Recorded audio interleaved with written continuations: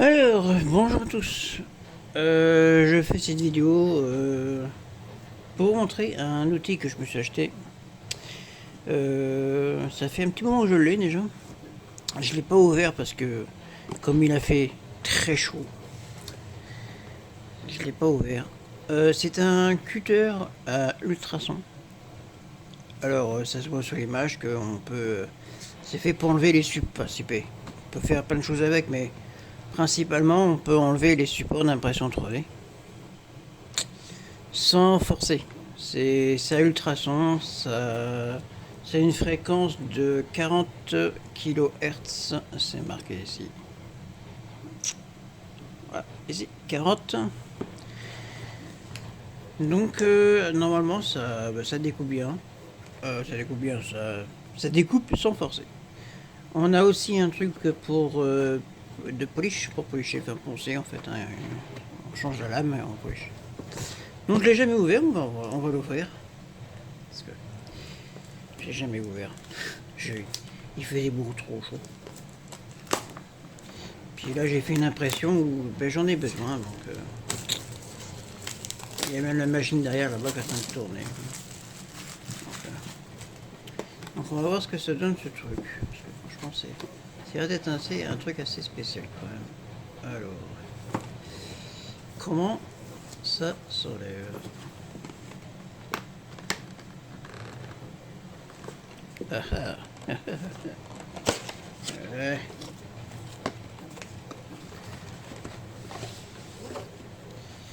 On a les spécifications derrière, ici. Voilà. Alors, faut savoir qu'il n'y a pas de. Il n'y a pas de batterie intégrée, hein. Faut l'alimenter à part, bien sûr. Ça, on va le mettre ailleurs.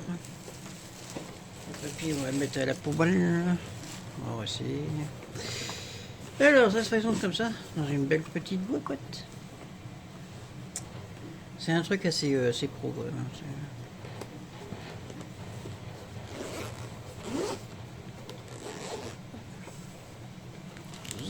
Ouais. Alors, qu'est-ce qu'on a ici? Alors, on a un transformateur.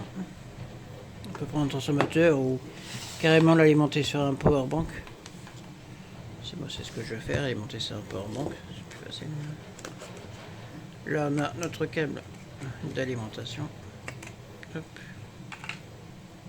Qui est quand même. Oui, il est quand même bien. Il fait 2 mètres. 2 mètres. Ici, on a notre cutter. Ici, on a toutes les lames. Ça, on a un petit pad magnétique. Ici, on a la lame pour polish. Polish, non, pour poncer. Là, on a les lames de cutter. On a du 60 degrés. 60 degrés. Strading. Alors, ça va savoir comment ça marche parce que là. Screw key, alors ça c'est oui parce que les petits boulons qui sont dedans, faut pas les perdre et puis bref, j'ai vu le truc, on a des protections. Alors c'est des gants, c'est des doigts. Après peut-être prendre des vrais gants. Ça c'est pour une question de se protéger déjà. On a bien sûr un mode d'emploi. On a encore des lames ici. Alors 2 en 30 degrés. Je sais pas déjà 30 degrés. Non, j'ai 60 degrés. Et 5 flat. Flat, non, c'est plat.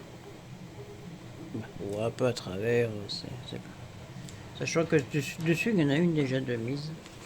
Par défaut. Et ça, 30 degrés S. Ouais. Alors là, voilà l'engin.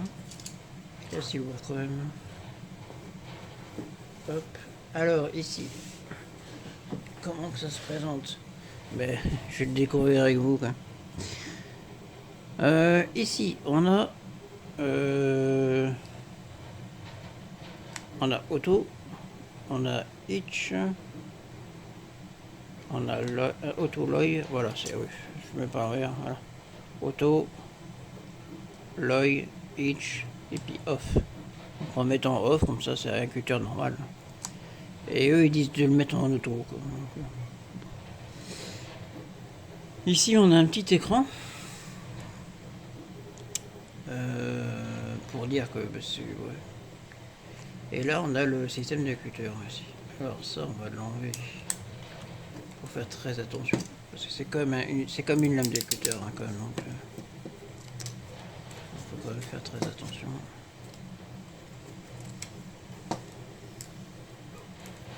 Hop, voilà. Qu'est-ce qu'ils disent dessus ça Ouais, c'est une protection pour le... Alors, apparemment, on a ça, voilà, ici. Et si on abaisse, voilà, ça bouge plus. Donc c'est une protection. Hop, ça on le tourne comme ça, et normalement on a la lame de cutter qui est ici. Voilà. Et là, c'est pas touche le haut. Voilà, on a comme ça. On va remettre. Et oui, puis ici, alors il me semble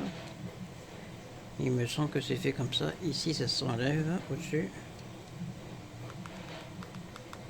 Alors, comment, je ne sais plus, je ne sais pas trop. Voilà. Et là, en dedans, on a les petites clés. Je sais pas si on va voir. Voilà. On a les clés pour défaire la lame. Voilà. Et c'est pour ça qu'il y a des pièces de rechange parce que les vis et tout ça, ce qui paraît, c'est dur, ce qui paraît. Donc là, on a le câble d'alimentation qu'on va brancher au powerbank en type C. Donc sur mon powerbank, j'ai un embout type C. Tac. Et l'appareil. Tac. Hop, c'est allumé. Alors, il y a la température, parce que ça doit chauffer son nom aussi. Hop, on va enlever le cache de l'écran. Voilà. Voilà comment ça serait. Et puis, pour faire marcher, on appuie sur ça, quoi. J'imagine.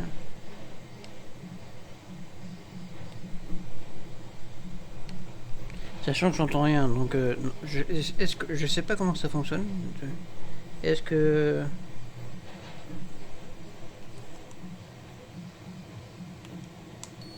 auto.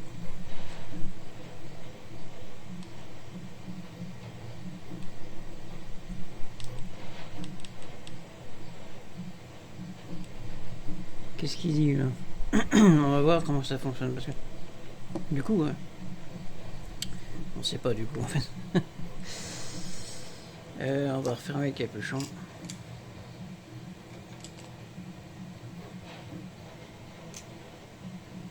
Alors ça se refait comment ça? Voilà. Tac. On va le verrouiller. Alors comment ça marche? Parce que moi je n'entends pas du ultrason donc. Alors 0 off each loy auto. Est-ce qu'il y a un manuel en français? Un manuel en français, on aurait bien de la chance. On n'a pas de manuel en français donc. Alors, qu'est-ce qu'ils nous disent? Il faut bien appuyer sur le bouton, ça c'est sûr.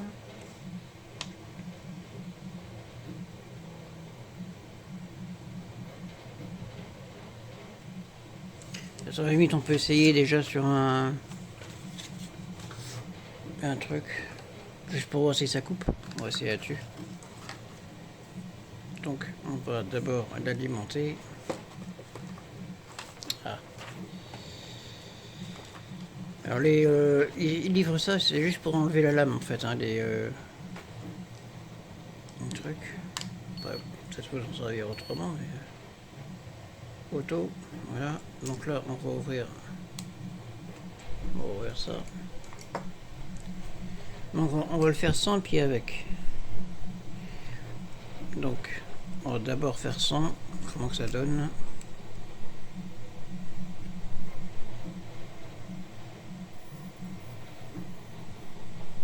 Alors sans, ben, moi je trouve que ça coupe bien déjà sans. Et avec.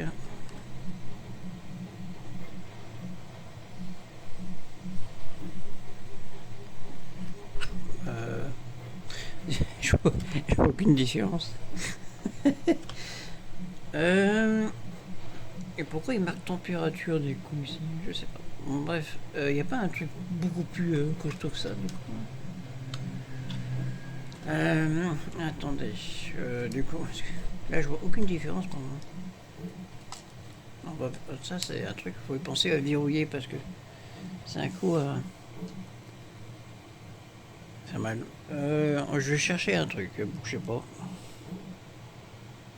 Ouais, j'ai été chercher un bout de paix là. Donc on va voir. Alors, là normalement il n'est pas activé. Donc, si je le prends comme ça,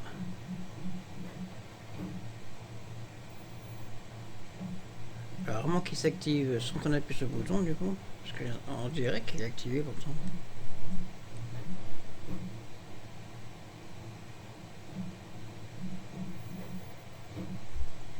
Hein? On dirait. Il y a un truc que je comprends pas.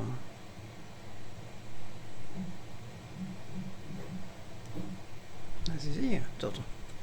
Attends. Il y a un truc que je ne pige pas là. Alors, bah, il est activé tout le temps en fait contre ce truc. Ouais, c'est ça, il est activé tout le temps en fait. Ah oui, parce qu'il est en auto, ça se trouve maintenant. Si je le mets en. Voilà, si je le mets en hitch comme ça, normalement il doit pas être activé là.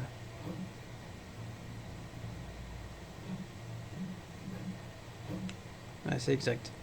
Là, il n'est pas activé. Et si j'appuie sur le bouton, c'est là qu'il va s'activer. Ah, voilà.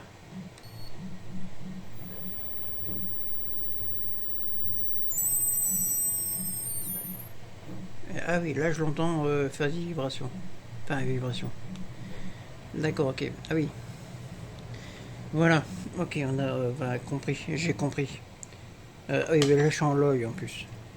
Euh, Si je mets au niveau 2 là effectivement, si on se met comme ça, ben, ça coupe pas. D'accord. Par contre, si on appuie sur le bouton, on laisse appuyer sur le bouton, et là, on va dessus, bah, vous voyez, ça commence ça découpe. Voilà. Voilà, là, ça fait des ultrasons. D'accord, ok.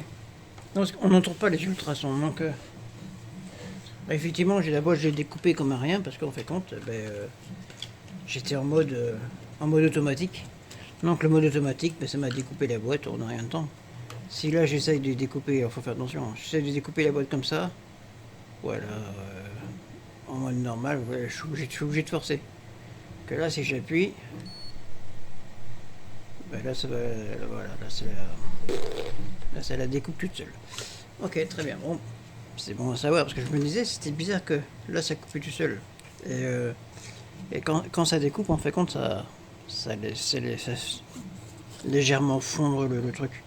Alors, on se met en auto, on peut se mettre en auto comme ça et on active automatiquement. C'est pas plus mal comme ça. Et là, parce que c'est quand je faisais ça, en fait, quand là, je transperçais directement dedans comme ça, je dis, oh, c'est bizarre, normalement je transperce pas comme ça, non. Bah, bon, c'est pas mal, hein. Franchement, ça marche bien. Euh...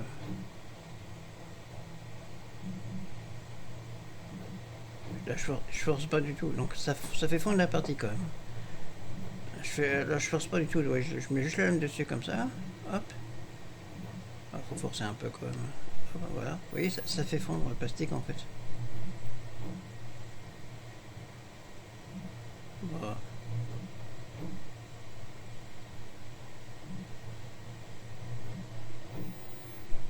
C'est pas mal hein, quand même. Hein. Ça marche bien. Hein. Est-ce que ça chauffe? Je sais pas du tout. Ça chauffe un peu, je pense. Je sais pas. Franchement, on arrive sur une technologie, c'est quand même pas mal. Alors pour l'éteindre, on peut se mettre en off déjà.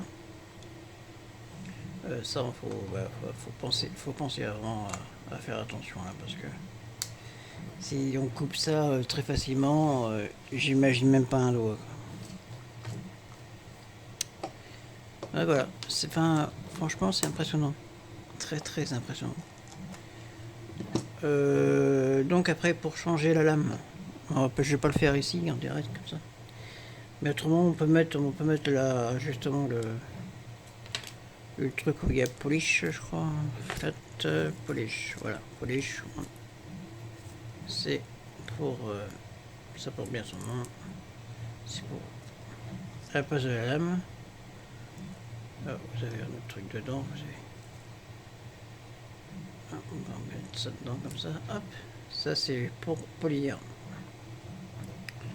Alors, pour polir, alors, je saurais pas expliquer du coup comment que c'est fait. J'ai l'impression que c'est juste un bout de plastique. J'arrive même pas à faire de zoom dessus. J'ai l'impression que c'est que juste un bout de plastique. C'est un peu granuleux ici quoi. C'est... Ouais, c'est bizarre comme truc.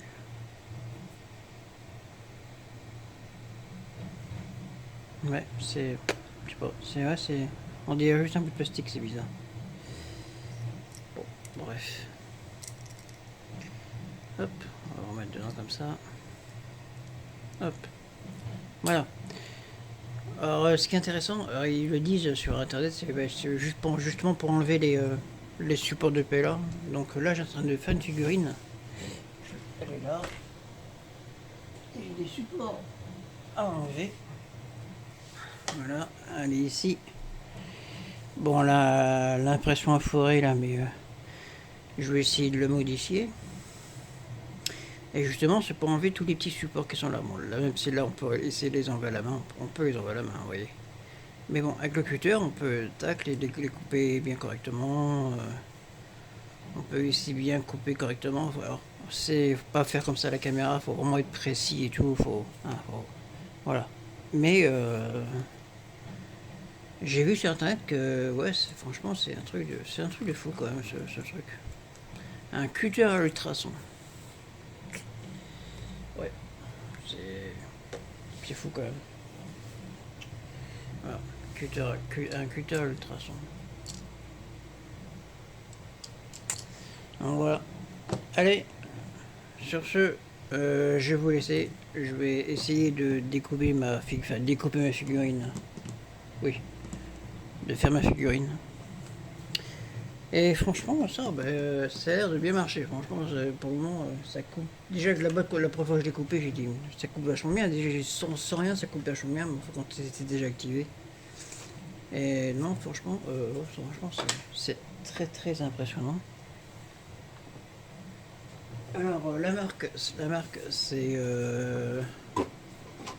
Je sais même plus ce que c'est comme marque déjà. Juste marqué Ultrasonic Cutting. Automatique fréquence et tracking.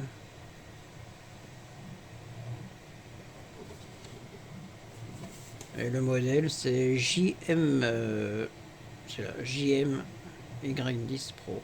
C'est Jacques Kémy qui fait ça. Bon, c'est sur internet. Hein, bon. Moi j'ai vu des vidéos, c'est assez impressionnant quand même.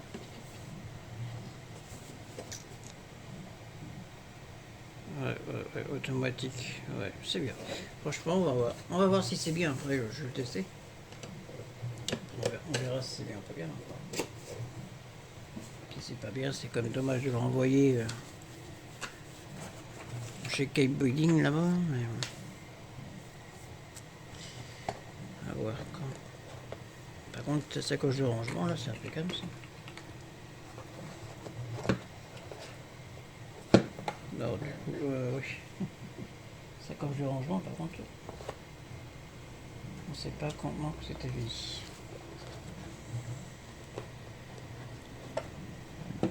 Ben bref. Ben, tout ça, on met... Ça c'est bien protégé. Ça c'est bien. Hop, hop, hop, hop, hop, hop. Les petits gants, ben, c'est pour changer la lame, mais on peut... Il vaut mieux prendre un gant normal, je pense. Ce serait mieux, je pense. Ça, je sais pas à quoi ça sert du coup. Ah, peut-être petit pour mettre les vis. Pour mettre les vis quand on défait la lame. C'est pour dire que c'était vraiment très petit. Hop. Ça, c'est sa protection. Et puis ça, c'était le fil qui vient ici. Et puis ça, qui vient là, comme ça. Ouais. Voilà, c'est ça. Puis le fil qu'elle est là. Ok. Voilà. Allez, sur ce, je vous dis ciao. Portez-vous bien. Prenez-vous pas la tête. Et restez cool.